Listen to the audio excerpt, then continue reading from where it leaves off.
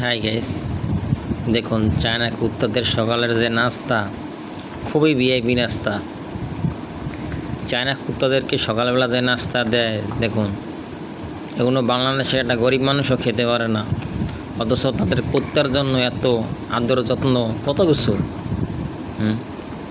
আমাদের সমাজে অনেক বিত্তবান আছে যারা যদি গরিবদেরকে এইভাবে চায়নারা কুত্তা যেভাবে খাবার দেয়, তারা যদি আমাদের দেশের গরিবদেরকে এই ধরনের সহযোগিতা করতো, তাদেরকে একটু খাবার দিয়ে, তাহলে পথে কোনো লোক পড়ে থাকতো না, না খেয়ে অনাহারে থাকতো না। কী ধরনের বিহেভি খাবার দিতেছে চায়নারা তাদের কুত্তাদেরকে, আবার সকালের খাবার। আমাদের দেশের গরিবরাই খাবার পায় না, না খেয়ে অনাহারে অনেক লোক রাস্তাঘাটের পরে থাকে, ঘুমাই থাকে, কোনো কিছু করে না, বিবেক বুদ্ধি কিছু নেই, অসহায়ের মতো রাস্তায় না খেয়ে পড়ে থাকে।